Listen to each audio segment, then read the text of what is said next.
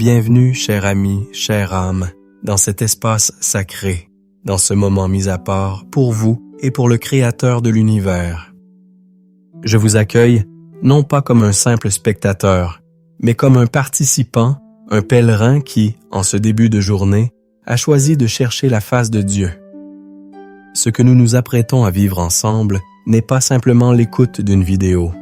C'est un rendez-vous divin, une audience sacrée avec le Roi des Rois. Aujourd'hui, notre ancre, notre fondation, est l'un des passages les plus aimés et les plus puissants de toute l'Écriture, le psaume 23. Mais nous n'allons pas seulement le lire. Nous allons le respirer, le vivre, le laisser s'infuser dans chaque fibre de notre être. Le thème central, la promesse inébranlable que nous allons saisir aujourd'hui, est la certitude absolue que la bonté et la grâce de Dieu ne sont pas simplement disponibles pour vous, mais qu'elles vous poursuivent, qu'elles vous chassent activement à chaque instant de cette journée qui commence. Je vous fais une promesse solennelle. Si vous vous engagez dans ce temps jusqu'à la fin, si vous ouvrez votre cœur sans réserve, vous ne terminerez pas cette prière comme vous l'avez commencée.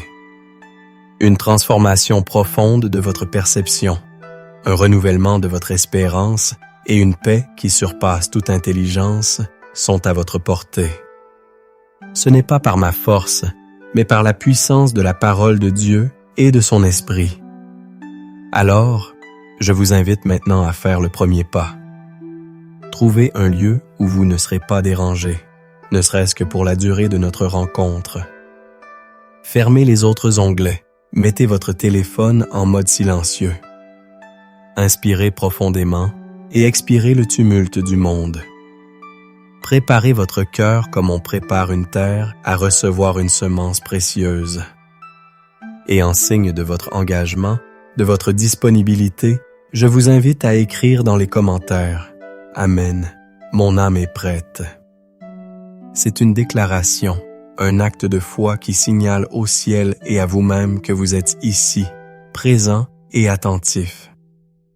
Je sais, oh oui, je sais intimement ce que c'est que de se réveiller avec un poids sur la poitrine. Avant même que vos yeux ne s'adaptent à la lumière du jour, votre esprit, lui, est déjà inondé par les ombres des soucis. Le son du réveil n'est pas une douce mélodie, mais le signal de départ d'une course effrénée contre le temps, contre les attentes, contre vos propres peurs. C'est le flot incessant des pensées, la liste des tâches qui semble infinie, la réunion redoutée, la conversation difficile à avoir, les factures qui s'accumulent, le rapport médical attendu, l'incertitude concernant l'avenir de vos enfants. C'est un torrent, n'est-ce pas? Un torrent qui menace de vous noyer avant même que vous n'ayez posé un pied par terre. Vous vous sentez poursuivi, mais pas par la bonté. Vous vous sentez poursuivi par le pas assez de temps, pas assez d'argent, pas assez d'énergie, pas assez de sagesse, pas assez de patience. Vous vous sentez poursuivi par les fantômes des échecs d'hier, par les paroles blessantes qui résonnent encore dans votre mémoire, ces scripts familiaux qui vous ont dit, subtilement ou directement, que vous n'étiez pas à la hauteur. Ces voix qui murmurent « Tu vas encore échouer ». Qui es-tu pour espérer mieux? Rappelle-toi la dernière fois que tu as essayé. Cette anxiété matinale est une maladie spirituelle de notre époque. Nous ouvrons nos téléphones et nous sommes instantanément bombardés par les vies parfaitement mises en scène des autres. Leurs réussites deviennent le miroir de nos manquements. Leur bonheur apparent souligne notre solitude intérieure. C'est le poison de la comparaison qui s'infiltre dans notre âme dès les premières lueurs du jour et nous laisse un sentiment d'amertume et d'insuffisance. Et ce sentiment, cette lourdeur, n'est pas une simple émotion passagère. C'est une forteresse spirituelle, un mensonge que l'ennemi de votre âme a bâti, brique par brique, pour vous cacher la vérité glorieuse de qui vous êtes en Christ et de qui il est pour vous. Peut-être que votre douleur est plus profonde, plus silencieuse. C'est le deuil qui ne dit pas son nom, le rêve brisé que vous n'osez plus regarder, la trahison qui a laissé une cicatrice invisible mais si douloureuse. C'est le sentiment d'être seul au milieu de la foule, incompris, oublié. C'est ce cri silencieux que le psalmiste connaissait si bien lorsqu'il écrivait dans le psaume 42, verset 6, « Pourquoi t'as battu mon âme et gémis-tu au-dedans de moi? Espère en Dieu, car je le louerai encore. Il est mon salut et mon Dieu. » Imaginez un instant un enfant qui se réveille d'un cauchemar, le cœur battant, les yeux grands ouverts dans l'obscurité. Il est terrifié, convaincu que les monstres sous son lit sont réels. Il est seul, paralysé par la peur. C'est ainsi que beaucoup d'entre nous commençons nos journées, paralysés par les monstres de nos angoisses. Nous essayons de nous raisonner, de nous calmer, mais le sentiment persiste. Notre âme est comme une mer agitée, comme le psalmiste le décrit dans le psaume 131. Loin de là, j'ai l'âme calme et tranquille, comme un enfant sevré qui est auprès de sa mère. Nous aspirons à ce calme, à cette tranquillité, mais elle nous semble si lointaine. Le monde nous crie « Fais plus, sois plus fort, agis ». Et Jésus nous murmure « Venez à moi, vous tous qui êtes fatigués et chargés, et je vous donnerai du repos. » Matthieu 11:28. Le conflit entre ces deux voix est le champ de bataille de notre âme chaque matin. Mais voici la vérité la plus glorieuse, la nouvelle qui change tout. Votre Père céleste voit. Il n'est pas un Dieu lointain, indifférent à votre tumulte intérieur. Il voit le poids avant même que vous ne le nommiez. Il connaît la source de chaque larme silencieuse. Il a entendu chaque prière murmurée dans le secret de votre chambre. Et il n'est pas seulement un spectateur compatissant. Il est un libérateur actif. Il a une solution, une réponse qui n'est pas une simple formule magique, mais une personne. Lui-même, le bon berger. Et le psaume 23 n'est pas un joli poème, c'est un plan de bataille divin pour votre journée. C'est la constitution de votre citoyenneté céleste. C'est l'antidote au poison de la peur et de l'anxiété. Alors, si vous vous reconnaissez dans cette description, si votre cœur crie « Oui, c'est moi », sachez ceci, vous êtes exactement au bon endroit, au bon moment.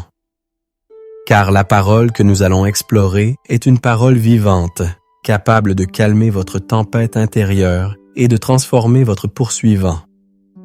Entrons maintenant dans le sanctuaire du psaume 23. Je vous demande de ne pas l'aborder comme un texte familier, mais comme une révélation fraîche, une lettre d'amour écrite spécifiquement pour vous, pour ce matin. La première phrase est la fondation de tout. L'Éternel est mon berger, je ne manquerai de rien. Arrêtons-nous ici. Le mot « mon » c'est peut-être le plus important de tout le psaume. David ne dit pas « l'Éternel est un berger » ou « le berger d'Israël ». Il dit « mon berger ». C'est une déclaration d'une relation personnelle, intime, exclusive. Avant toute autre chose, Dieu vous invite à affirmer cette relation. Il n'est pas une force cosmique, il est votre berger. Qu'est-ce qu'un berger dans le contexte de l'Ancien Orient? C'était un guide, un protecteur, un pourvoyeur, un guérisseur. Le berger connaissait chaque brebis par son nom. Il vivait avec elles, dormait dehors pour les protéger des prédateurs. Il risquait sa vie pour elles, en déclarant « L'Éternel est son berger ». Mon berger? Vous transférez la responsabilité écrasante de votre vie de vos épaules fragiles aux siennes, qui sont capables de porter l'univers. La conséquence est immédiate et radicale. Je ne manquerai de rien. Ce n'est pas la promesse d'une richesse opulente, mais la certitude absolue que tout ce dont vous avez véritablement besoin pour votre âme, votre esprit et votre corps vous sera fourni. C'est la fin du stress de la performance, la fin de la mentalité de manque. C'est la paix. Verset 2. Il me fait reposer dans de verts pâturages. Il me dirige près des eaux paisibles. Remarquez l'action du berger. Il me fait reposer. La brebis, par nature, est un animal anxieux. Elle ne se couchera pas si elle a faim, si elle a peur des prédateurs ou si elle est tourmentée par les insectes. Le berger doit d'abord créer un environnement de sécurité et de satiété. C'est ce que Dieu veut faire pour vous ce matin. Au milieu de votre agenda surchargé et de vos angoisses, il veut créer une oasis de paix. Il veut vous conduire loin du bruit, vers les eaux paisibles. Dans le désert de Judée, l'eau était rare. Le berger devait connaître les sources secrètes. De même, dans le désert de notre monde moderne, Dieu connaît les sources de paix véritables que le monde ne peut ni donner ni comprendre. La culture du burn-out vous crie de vous dépêcher. Votre berger vous murmure de vous reposer. C'est un acte de foi révolutionnaire que de commencer sa journée par le repos en sa présence. Verset 3. Il restaure mon âme. Le mot hébreu pour âme est nephesh. Il signifiait bien plus que notre concept grec de l'âme immatérielle. Nephesh, c'est la vie, le souffle, la gorge, la personne tout entière. Restaurer la nephesh, c'est littéralement faire revenir la vie. C'est un bouche-à-bouche divin. C'est pour vous qui vous sentez vidé, épuisé, à bout de souffle. Le bon berger sait comment ranimer la flamme, comment recharger votre être tout entier. Il me conduit dans les sentiers de la justice à cause de son nom. Il ne vous guide pas au hasard. Ses sentiers sont justes, droits, ils mènent à la vie. Et pourquoi le fait-il? À cause de son nom. Votre bien-être est lié à sa réputation. Il est un bon berger et il ne peut pas agir autrement. Sa gloire est en jeu dans votre Issassa. Pensez à Joseph. Vendu par ses frères, faussement accusé, jeté en prison. Tout semblait indiquer que Dieu l'avait abandonné. Mais même dans le cas chaud, le berger le conduisait sur un sentier de justice qui allait le mener au palais pour le salut de sa famille et de nations entières. Le nom de Dieu fut glorifié à travers la restauration de Joseph. Verset 4. Quand je marche dans la vallée de l'ombre de la mort, je ne crains aucun mal, car tu es avec moi. Ta houlette et ton bâton me rassurent. C'est le verset pour les jours sombres. Notez bien, il est dit « quand je marche ». Un pas si je marche. Les vallées font partie du voyage. Dieu ne promet pas de nous les éviter, mais il promet de les traverser avec nous. L'ombre de la mort n'est pas la mort elle-même. L'ombre d'un chien ne peut pas mordre. L'ombre d'une épée ne peut pas tuer. La présence de Jésus a retiré le venin de la mort. Et pourquoi ne craignons-nous aucun mal? La réponse est la plus belle qui soit, car tu es avec moi. La présence de Dieu est l'antidote à la peur. Pas la suppression des problèmes, mais la conscience de sa présence au cœur du problème. La houlette était utilisée pour guider et tirer les brebis hors des fossés. Le bâton était une arme pour combattre les prédateurs. Votre berger a tout ce qu'il faut pour vous guider et vous défendre. Pensez à Moïse et au peuple d'Israël, coincés entre l'armée de Pharaon et la mer Rouge. c'était la vallée de l'ombre de la mort. Mais Dieu était là, dans la colonne de nuée et de feu. Sa présence les a séparés de leurs ennemis et a ouvert un chemin là où il n'y en avait pas. Verset 5. Tu dresses devant moi une table, en face de mes adversaires. Tu oins d'huile ma tête et ma coupe déborde. Quelle image audacieuse! Dieu ne se contente pas de vous délivrer de vos ennemis, il vous honore publiquement devant eux. Il prépare un festin pour vous, un lieu de communion et d'abondance, alors même que ceux qui vous veulent du mal sont obligés de regarder. C'est un acte de justification divine. C'est Dieu qui dit au monde, aux accusateurs, à l'ennemi, « Celui-ci est à moi. » Je le bénis. Je le favorise. L'onction d'huile était un signe d'honneur, de joie et de consécration. C'est le Saint-Esprit qui est déversé sur vous, vous mettant à part pour les plans de Dieu. Et la coupe qui déborde, c'est l'image de la générosité extravagante de Dieu. Il ne donne pas au compte-gouttes. Sa bénédiction est surabondante. C'est l'opposé de la mentalité de manque. Pensez à Ézéchias, roi de Juda, assiégé par l'armée assyrienne, la superpuissance de l'époque. L'ennemi se moquait de son Dieu. Mais Ézéchias a prié, et en une nuit, Dieu a détruit l'armée ennemie. Il a dressé une table de délivrance en face de l'adversaire le plus redoutable. Et nous arrivons au sommet, au verset 6, la clé de notre prière matinale.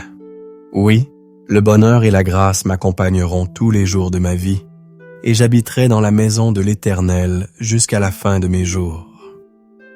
Le mot hébreu pour bonheur est tov. Il signifie bien plus que le bonheur émotionnel. C'est la bonté, la prospérité, la santé, le bien-être, tout ce qui est bon et parfait. Le mot pour grâce est chesed. C'est l'un des mots les plus riches de la Bible. Il désigne l'amour indéfectible de l'alliance, la miséricorde loyale, la bonté qui ne lâche jamais. C'est l'amour de Dieu qui est basé sur sa promesse, pas sur notre performance. Maintenant, le verbe traduit par « m'accompagneront » est le mot hébreu « radaf ». C'est ici que tout bascule. Dans 90% de ses usages dans l'Ancien Testament, « radaf » est un verbe militaire agressif qui signifie « poursuivre ». À chasser, traquer, un ennemi. David, qui fut lui-même poursuivi par Saül pendant des années, a délibérément choisi ce mot.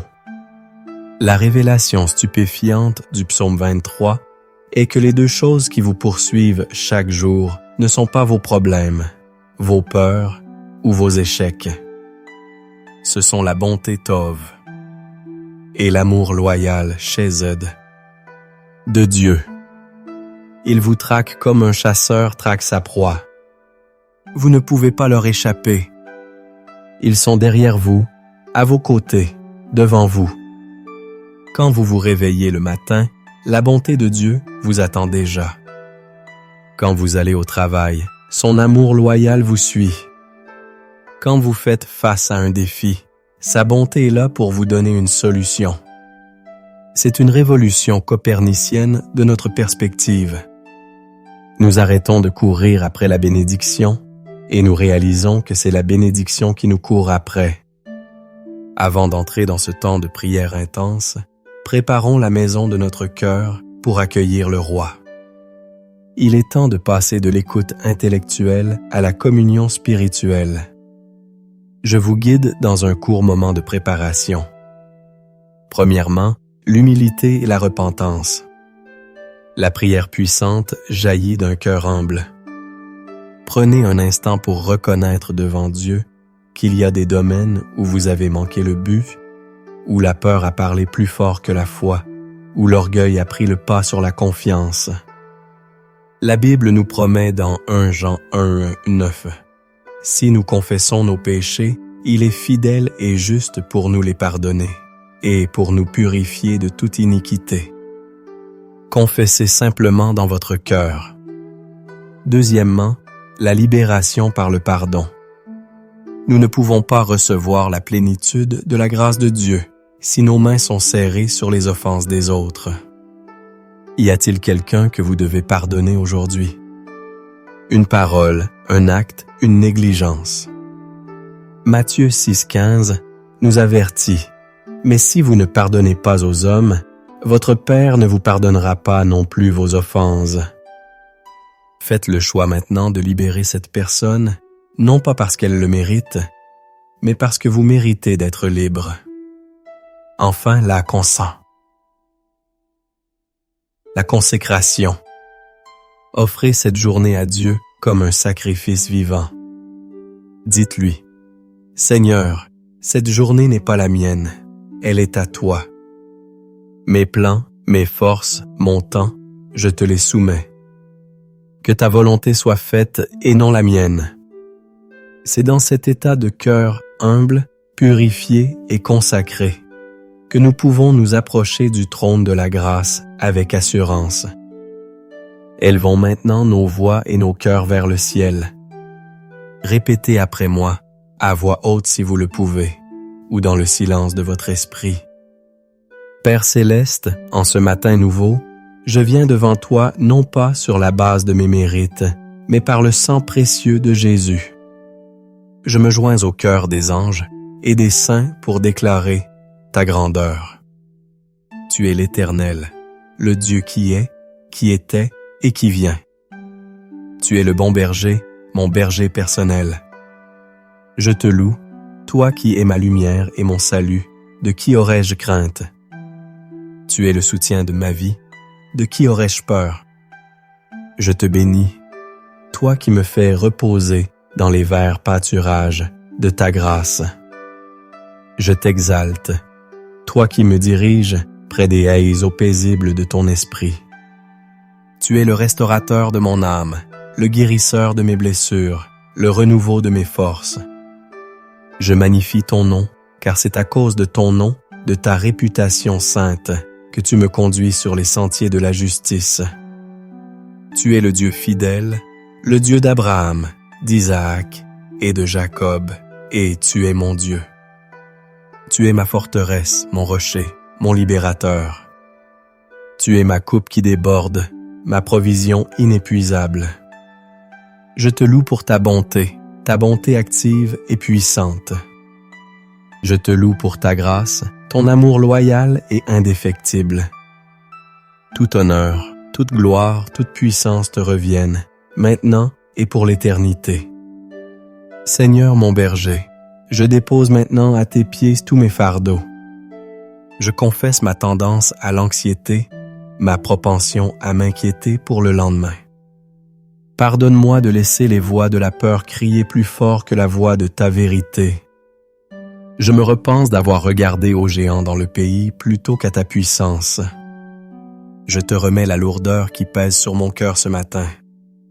Je te donne mes soucis financiers, mes inquiétudes pour ma santé, mes peurs pour ma famille. Je te confie mes échecs passés et ma crainte de l'avenir. Je choisis de pardonner à ceux qui m'ont blessé et je me pardonne à moi-même d'avoir cru aux mensonges de l'ennemi. Je dépose à la croix l'esprit de manque, le sentiment d'insuffisance, le poison de la comparaison. Lave-moi, purifie-moi, Seigneur. Crée en moi un cœur pur et renouvelle en moi un esprit bien disposé. Je me vide de moi-même pour être rempli de toi. Et maintenant, par la foi, je prends la parole de Dieu comme mon épée et mon bouclier. Je déclare que l'Éternel est mon berger et je ne manquerai de rien aujourd'hui. Je déclare qu'il me fait reposer. Je reçois son repos divin au milieu de mon agenda. Je déclare qu'il restaure ma nefesh, ma vie, mon souffle, mon être tout entier. Je proclame qu'il me conduit dans les bons chemins pour sa gloire. Je déclare que même si je marche dans la vallée de l'ombre de la mort, la dépression, le doute, la difficulté, je ne crains aucun mal, car tu es avec moi. Ta présence est ma sécurité. Masquerade. Je déclare que tu dresses devant moi une table de victoire, de provision et d'honneur, juste en face de mes adversaires visibles et invisibles. Je déclare que tu oins ma tête d'huile fraîche, l'onction du Saint-Esprit qui brise tout joug de l'ennemi. Ma coupe déborde. Je sors de la mentalité de survie pour entrer dans la mentalité de surabondance. Et je déclare avec une certitude absolue, oui, la bonté Tov et la grâce Chesed de Dieu me poursuivent, me traquent, me chassent tous les jours de ma vie. Je ne suis pas poursuivi par le malheur, mais par la faveur divine. Je suis la cible de la bénédiction de Dieu. Au nom tout-puissant de Jésus-Christ, je prends autorité sur tout esprit de peur, d'angoisse, de dépression et de confusion qui voudrait assaillir ma journée. Je brise les forteresses de pensées négatives, les scénarios catastrophiques que l'ennemi projette dans mon esprit. Selon 2 Corinthiens 10:5, j'amène toute pensée captive à l'obéissance de Christ. Je refuse d'héberger des pensées qui ne sont pas alignées avec la vérité de la parole de Dieu. Je me revêts de toutes les armes de Dieu, décrites en Éphésiens 6. Je prends le bouclier de la foi pour éteindre toutes les flèches enflammées de l'ennemi. Aucune arme forgée contre moi ne prospérera, et toute langue qui se lèvera en justice contre moi, je la condamnerai. C'est mon héritage en tant que serviteur de l'Éternel. J'annule tout pacte inconscient avec la peur, tout accord avec le mensonge qui dit que je suis seul ou incapable. Je déclare que je suis plus que vainqueur par celui qui m'a aimé. Le sang de Jésus est ma protection et l'Esprit de Dieu est mon guide. Et maintenant, Père, je te demande de me remplir à nouveau. Saint-Esprit, toi qui es mon consolateur et mon conseiller, viens et remplis chaque espace vide en moi. Là où il y avait de l'anxiété, déverse ta paix qui surpasse toute intelligence. Là où il y avait de la confusion, déverse ta sagesse divine pour chaque décision de cette journée. Là où il y avait de la faiblesse, déverse ta force surnaturelle. Là où il y avait de la tristesse, déverse ton huile de joie. Restaure mon âme, renouvelle mes forces comme celles de l'aigle. Ouvre les yeux de mon cœur pour que je voie la bonté et la grâce qui me poursuivent à chaque pas. Donne-moi une sensibilité à ta voix, une audace pour ta volonté et un amour pour les gens que je rencontrerai aujourd'hui. Fais de moi un instrument de ta paix, un canal de ta bénédiction. Que ma vie, en ce jour, soit une louange à la gloire de ton nom. Amen. Maintenant, restons un instant dans silence. Ne vous pressez pas. Inspirez profondément la paix de Dieu et expirez toutes les tensions restantes. Ne parlez pas. Écoutez. Le bon berger connaît ses brebis et ses brebis connaissent sa voix. Posez-lui simplement cette question dans votre cœur. Seigneur, quelle est ta parole pour moi aujourd'hui? Et puis écoutez. Il peut vous parler par un verset qui vous vient à l'esprit, une image, un sentiment de paix, une instruction simple. Ne doutez pas de ce que vous recevez. Dieu parle à votre cœur. Accueillez sa direction. Et maintenant, en tant que serviteur de Dieu, je veux libérer sur vous une parole prophétique, une bénédiction pour votre journée. Recevez-la avec foi. Sur votre vie spirituelle, je déclare que vous entendrez la voix du bon berger et que vous ne suivrez pas la voix de l'étranger. La faim et la soif de sa présence grandiront en vous comme jamais auparavant. Jean 10:27. Sur votre santé physique et mentale. Je déclare que par les meurtrissures de Jésus, vous avez été guéris. Je parle la vie et la restauration à chaque cellule de votre corps.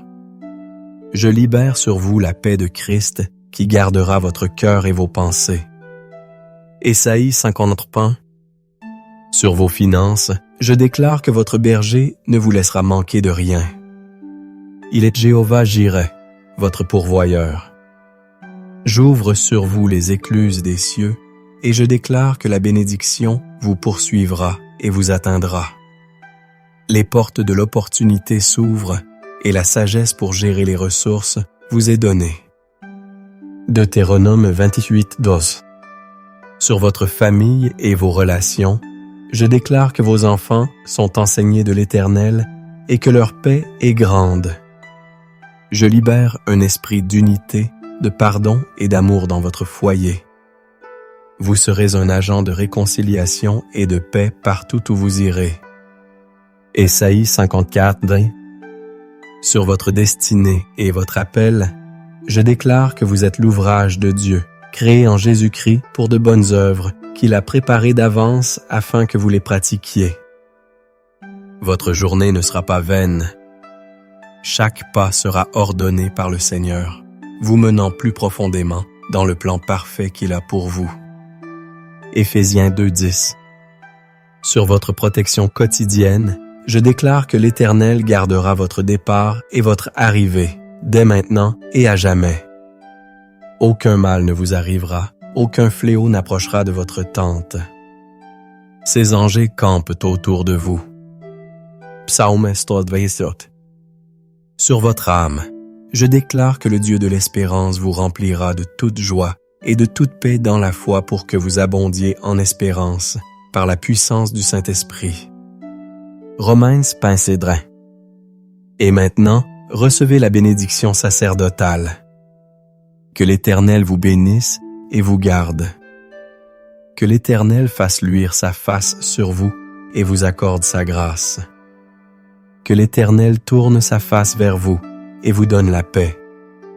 Au nom du Père, du Fils et du Saint-Esprit. Amen. Vous l'avez fait. Vous avez commencé votre journée enracinée dans la vérité la plus puissante qui soit. La bonté et la grâce de Dieu ne sont pas de vagues concepts théologiques. Ce sont des forces spirituelles actives, 2 anges gardiens personnels qui ont pour mission de vous poursuivre aujourd'hui. Marchez dans cette certitude. Quand un défi se présente, souriez et dites « Ma table est en train d'être dressée ». Quand la peur frappe, répondez « Mon berger est avec moi ». Quand le sentiment de manque essaie de s'installer, déclarez « Ma coupe déborde ». Je vous lance un défi. Faites cette prière chaque matin pendant les 7 prochains jours. Créez une nouvelle habitude spirituelle. Vous verrez votre perspective changer radicalement. Pour sceller ce que vous avez reçu, écrivez maintenant dans les commentaires « La bonté de Dieu me poursuit ». C'est une déclaration de foi qui renforcera cette vérité dans votre esprit. Si ce moment vous a béni, je vous encourage à cliquer sur « J'aime » et, plus important encore, à le partager avec au moins une personne que vous connaissez qui se réveille avec un cœur lourd. Soyez le canal par lequel la paix de Dieu atteint quelqu'un d'autre aujourd'hui. Et si ce n'est pas déjà fait, abonnez-vous à la chaîne pour ne manquer aucun de nos futurs temps de prière et d'enseignement. Vous trouverez également une playlist de prières pour vous accompagner tout au long de votre journée et de votre semaine. Allez maintenant et vivez cette journée non pas comme une victime des circonstances, mais comme un enfant bien-aimé du bon berger, activement et implacablement poursuivi par la bonté et la grâce. Soyez bénis.